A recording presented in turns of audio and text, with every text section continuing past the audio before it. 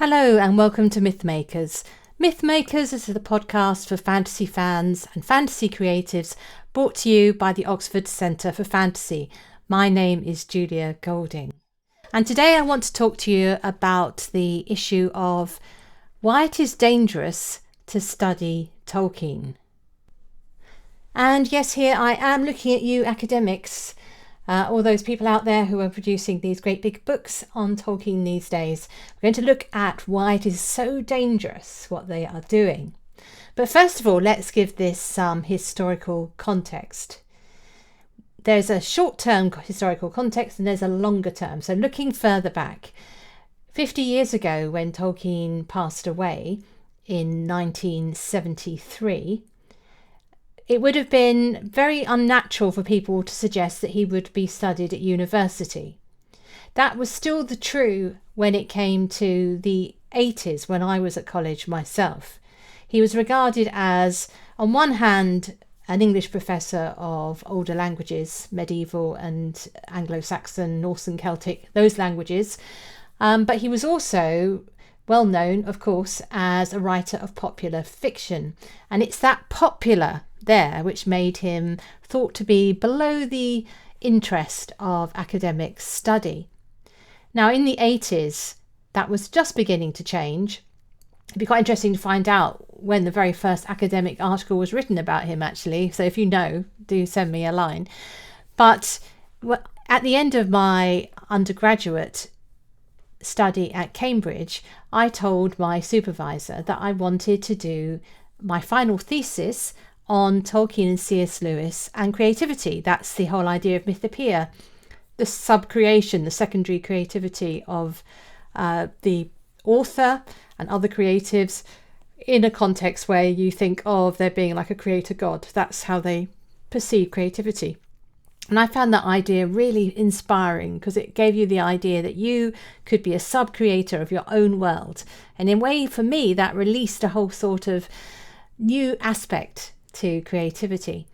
Anyway, when I said I wanted to do this, so this is Cambridge in the late 80s, there was a bit of a from the people who were in charge of finding me a supervisor. They did find me one and I was allowed to do it, but there was definitely a feeling that it wasn't quite fully academic.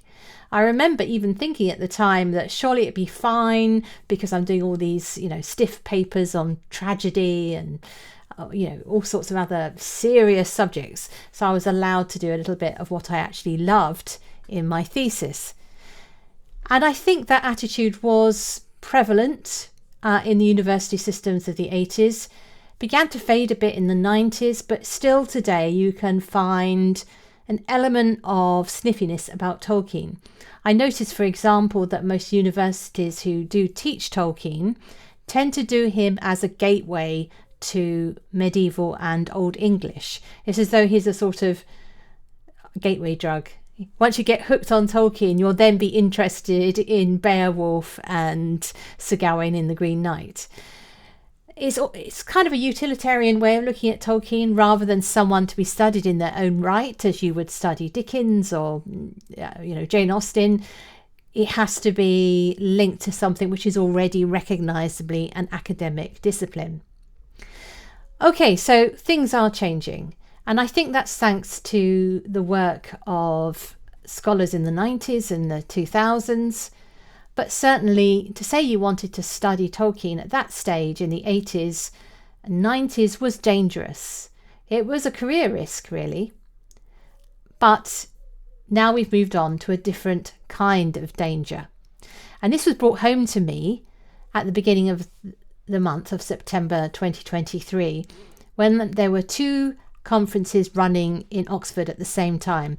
Both were there to mark the 50-year anniversary since the death of Tolkien. One of these conferences was the Tolkien Society Entmoot, which took place at St Catherine's College. If you went to that, do let me know how it went. I met a couple of people who participated in that, so it seemed to be good fun. But a more sort of rigorously academic conference was held at the much smaller college right next door to the college where Tolkien was a professor. So it's next door to Merton College, and it's a tiny little college called Corpus Christi. And that was aimed at the academic world. So we had leading scholars such as John Garth, Michael Ward, Holly Ordway, and it was convened by a Tolkien expert called Giuseppe Pezzini. Now, this one was a day and a half's conference, and it brought home to me the dangers of actually studying Tolkien in great depth, but in a new way. So what did I learn from this conference? I thought I would kind of report back to you to give you some of a flavour of the studies that are going on about Tolkien at the moment, because many people were talking about upcoming articles or books they've just published. The first insight it gave me is how international study of Tolkien has become. So we had scholars from all over the world. I've mentioned Giuseppe Pezzini, who convened the conference. He obviously is Italian, but we had Yoko Hemi from Japan, showing that interest in Tolkien has gone over there, which isn't that surprising, because when I was doing my own doctorate in the Romantic period, it was clear that there was a great love of British nature writing, the sort of Romantic poets in that case. But I can totally understand the connection between the nature-loving Japanese culture and Tolkien's work. And there was also a scholar from Poland called Łukasz Neubauer, and so on. There was lots of real international flavour to that room. Plus the participants were from all over as well. So it gave me a sense of the breadth of Tolkien's scholarship. So what were the highlights of the conference? Well, there were many. A couple of the things I loved listening to. So, for example, Michael Ward, who you might be aware of as the author of Planet Narnia. So he's well known for his work on C.S. Lewis. And in Planet Narnia, he gives a revelation about how you can read the Narnia stories, mapping it onto medieval cosmology. But he's turned his attention to Tolkien and Tolkien's use of the calendar. Michael's own background is he's a Catholic, so he's particularly aware of the church calendar from Catholicism and how it might be brought to bear on Lord of the Rings. Now, obviously, already you've probably noticed, if you looked at the appendices, some key dates. So, for example, the actual birthday when Frodo and Bilbo have their birthday, but also when both Bilbo and Frodo set off on their journeys, is the 22nd of September, and that's very close to St. Michaelmas. That is a sort of the autumn festival of the church. And then when they leave Rivendell, it falls on the 25th of December, which is that's Christmas. I'm sure you know. Tolkien apparently said that was just a happy coincidence, but he was happy with the coincidence. But what was totally on purpose was the date in which the ring goes into the cracks of doom, and that is the 25th of March, which is Lady Day in the old festivals, and it was the day on which the church's New Year was dated. It's Mary's Day in the church, so it's the beginning of a new year, which you see, that sense of moving into a new age is very much linked to the day on which the ring is destroyed.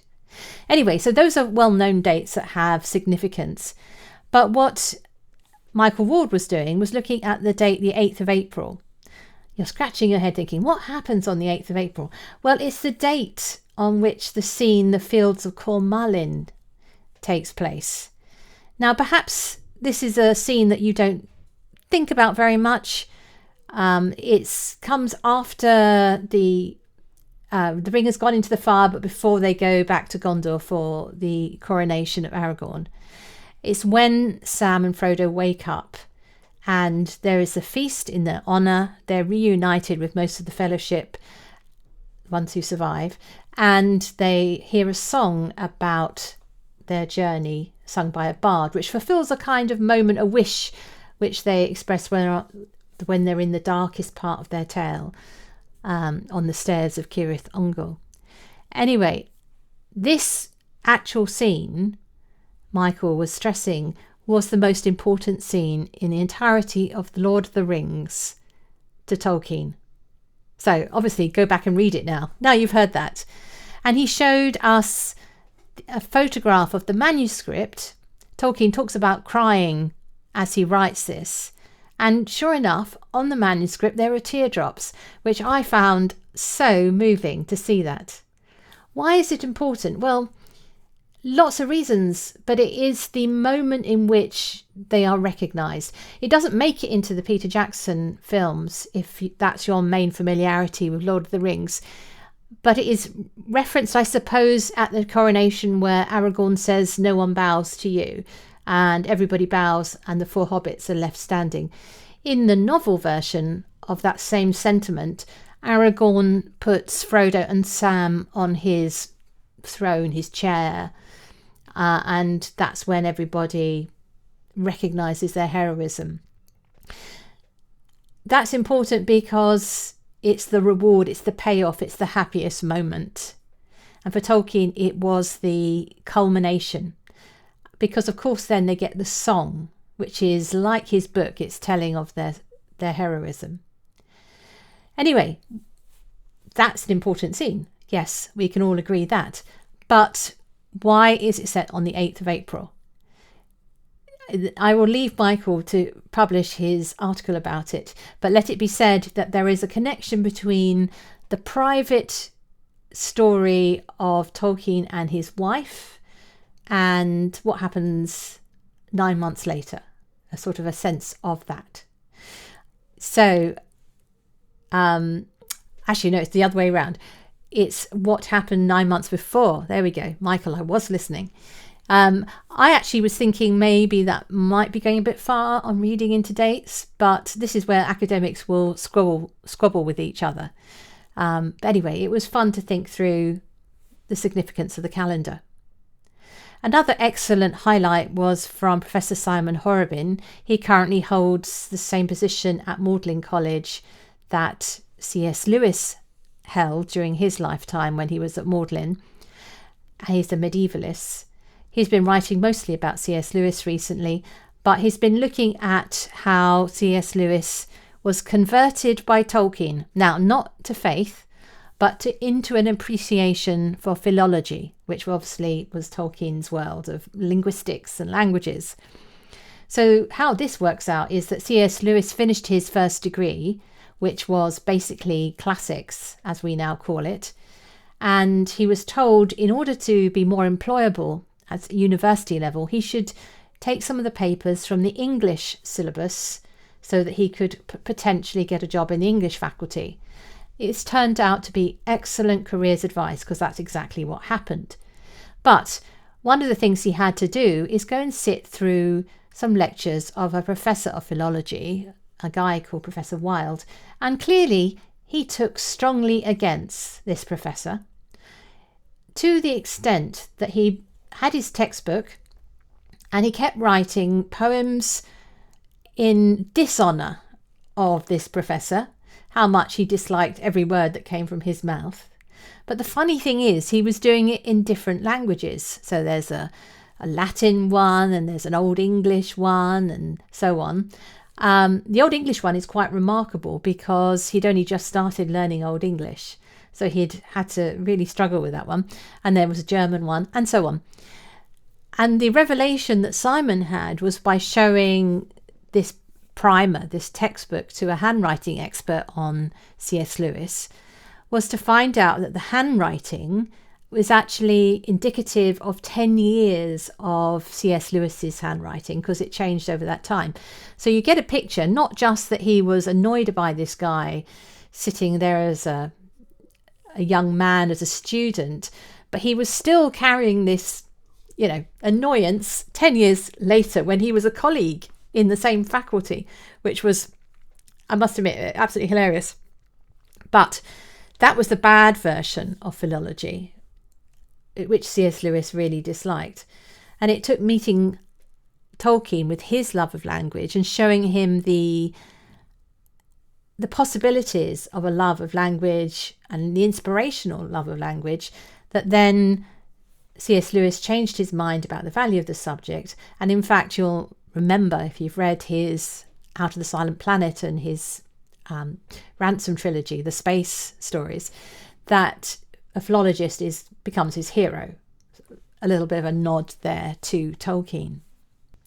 And John Garth was there, which was great because I'd never met him, and I've used his books a lot, particularly the ones about the places that inspired Tolkien's work. It's a wonderful book.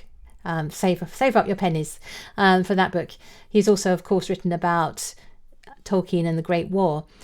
He's currently working on Tolkien and literary biographies.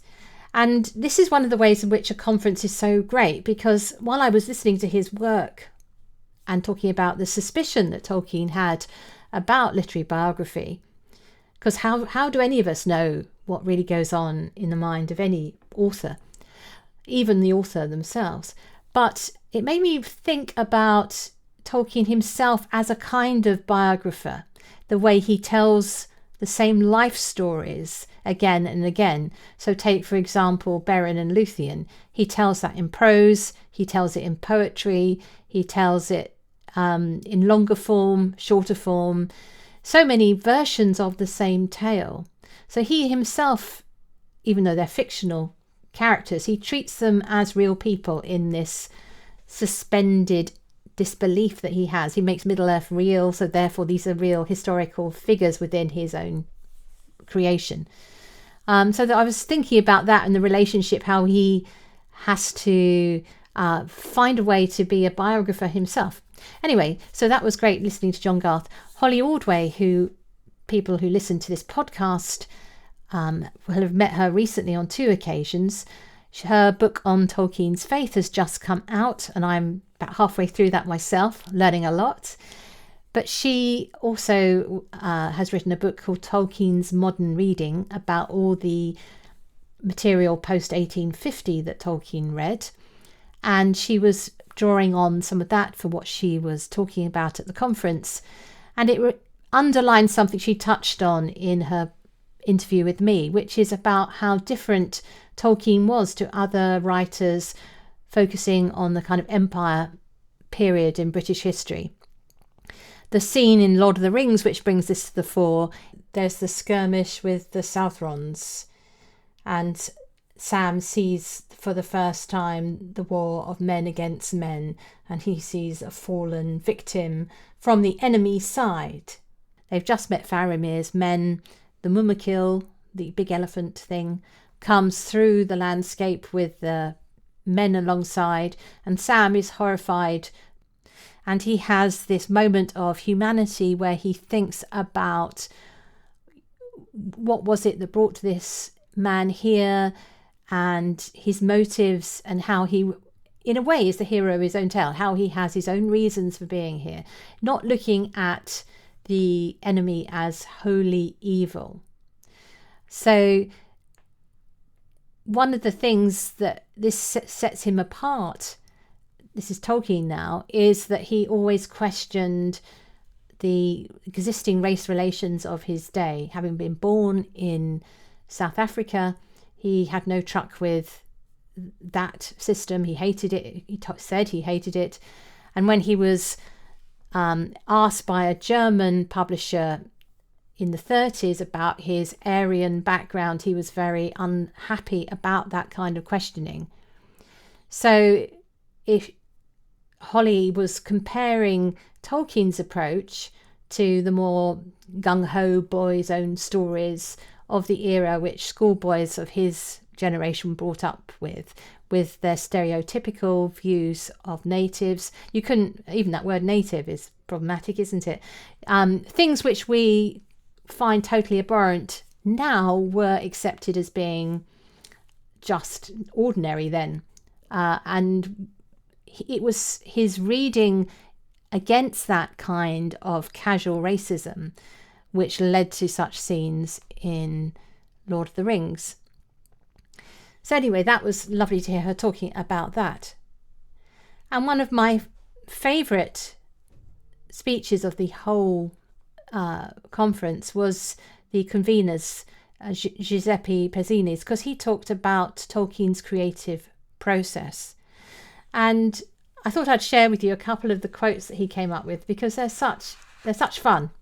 And as an author, I find this really inspiring. So Tolkien is asked, what is Lord of the Rings about? So he writes in one of his letters, "The Lord of the Rings is, to me anyway, largely an essay in linguistic aesthetic. As I sometimes say to people who ask me what it is all about, it is not about anything but itself." If you've read the preface to Lord of the Rings, you'll see that he tries to separate himself from any simplistic allegory about, the ring being the atom bomb and so on. But he's saying that what it is about is exploring the beauty of the languages he was creating, and then the stories grow out of that. It doesn't mean you as the reader can't find applications to our lived experience, but he doesn't want you to feel that you've got a one-on-one allegory going on. And he goes on in a letter to his son Christopher, "No one believes me when I say that my long book is an attempt to create a world in which a form of language agreeable to my personal aesthetic might seem real. But it is true. An inquirer, among many, asked what the Lord of the Rings was all about, and whether it was an allegory. And I said it was an effort to create a situation in which a common greeting would be Ellen Sila Lumen Omientielmo. And that was the phrase, and that phrase long antedated the book." Forgive me if my Elvish pronunciation isn't up to scratch, but that's the greeting. I think Frodo says it to the elves on first meeting. So it echoes throughout the Lord of the Rings. And he had this language in his head and thought, okay, I've got this wonderful language. Let's go and write the place in which it could be spoken. So from that tiny seed grew this enormous myth. And when I look at my own experience as an author, obviously I'm nothing of the standard of Tolkien, but I've written a lot of books.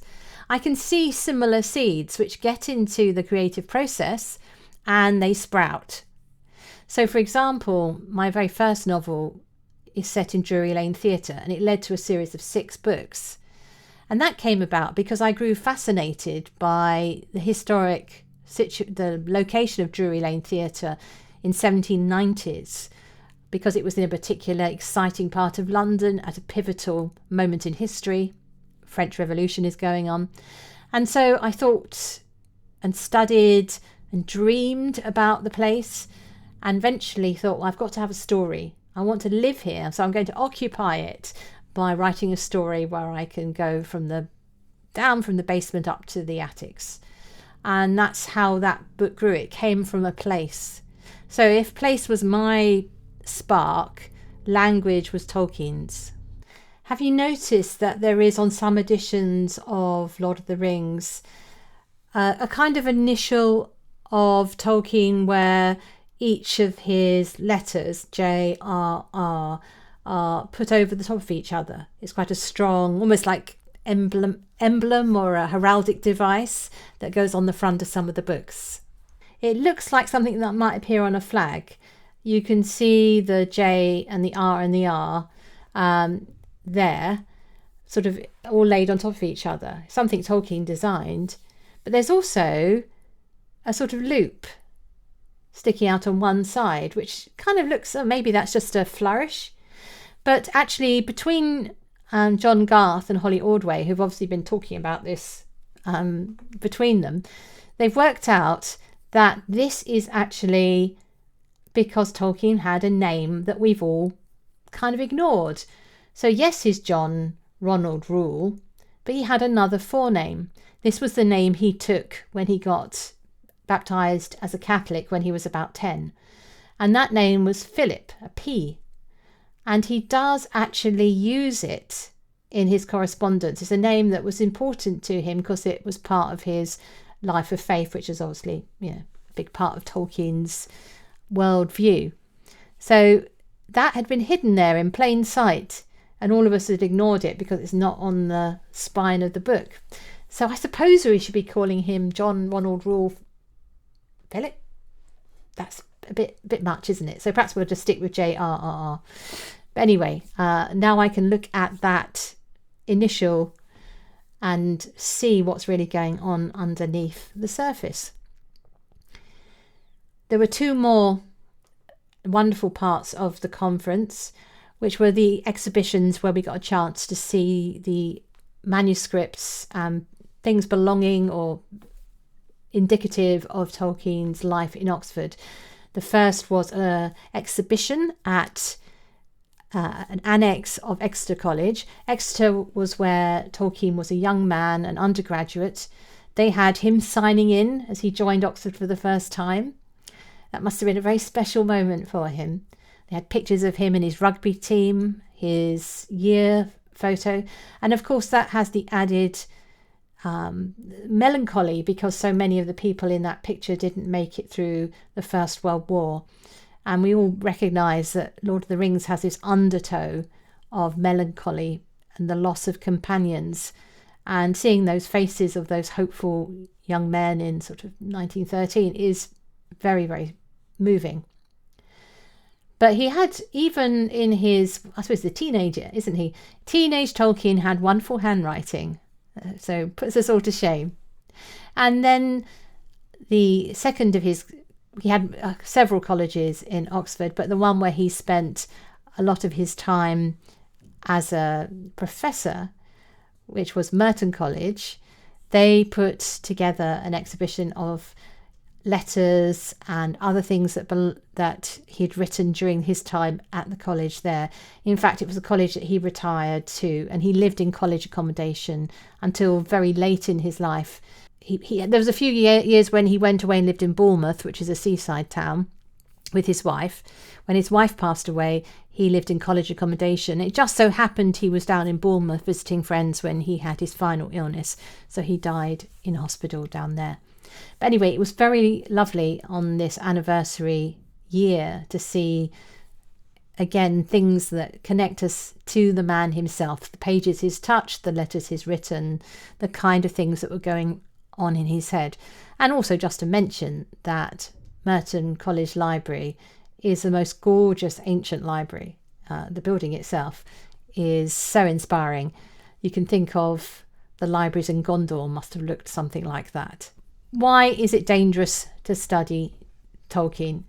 I started off by saying it was dangerous in the 80s because it was looked on as being not sufficiently academic. I think now we've reached a point where it's suddenly going to be a very popular area to study. There are some things which are going to help that. There's a new edition of his letters that is about to come out, or shortly. I'm not sure we know the exact date, but soon. And these will bring into everybody's reach more letters than were in the original volume edited by Humphrey Carpenter. And Holly Ordway has pointed out, when I interviewed her, that quite a lot of the selections that Humphrey Carpenter made when he was editing that volume are ones which cut off some interesting parts of the letter. There's some lack of sympathy between Humphrey Carpenter and his subject, some biases which you can see if you read the full letters. I think that's how she describes it. But anyway, there are shortcomings, so we'll have to get the new volume when it comes out if we want to see the full letter without these editorial interference. And that will encourage scholars to uncover yet more new angles to Tolkien. And I think the danger now is that Tolkien is an author who has such depth. He connects not just to medieval and Old English Viking sagas and so on. You can look at him in that sense, but he also connects to the classical tradition. This is particularly in the Silmarillion, with its quite harsh. They feel more like Greek tragedies, many of the stories there. And if we think about him having done classics first, as many did in their generation, you can see those influences. So there is so much to uncover, but there's also a lot to understand in about Tolkien's shaping of our modern period, the cultural reception of Tolkien, which only grows in scope as time passes. And I'm not talking here about fandom only, though that's a big part of it.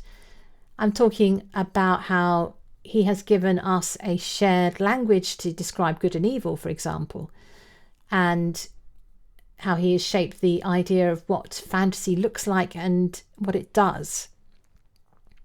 I think we're very lucky it was him to kick this all off, because his work is so rewarding of this in-depth study. So where does the danger come? The danger comes in that you can get lost in that as a creative. I think that there is a famous book called The Anxiety of Influence, which if you've done any English literature, you will remember from your 20th century literary criticism. But the thesis there is that we all get kind of overwhelmed by the voices that have come before us, and it kind of stifles our own creativity. I think as a creative, and if as a fantasy creative in particular, what you need to do is you need to be able to enjoy, but also to a certain extent use as a springboard or set aside an escape. You've got to walk out of your fascination with Tolkien so that you don't just make ersatz, poor versions of Tolkien's world. You've got to think, well, what would it be for me? And going back to what I've been describing in this podcast, I think the key thing is to find out your seed. If you're interested in languages, great, have at it, make up your own language. Do something different. Don't do elves, do something completely different and see where you go. But it could also be a place like I was describing, or a certain character. You might find somebody in the real world who's for you a fascinating character study, and you want to sort of sit and play with that character. It could be a historical character, for example, which would lead you to explore a whole kind of historical fantasy, for example. So make sure you find your own seed and you grow it, and you don't stay doing the equivalent of fan fiction within Middle-earth, because of course there is only one Tolkien, and any attempts to come on afterwards to expand his world have not been entirely satisfactory, have they? So I would say it is dangerous to study Tolkien, but by George, it is also a wonderful, pleasurable, delightful experience. So yeah, danger, deep water, but also it's quite fun to swim. Thank you very much for listening.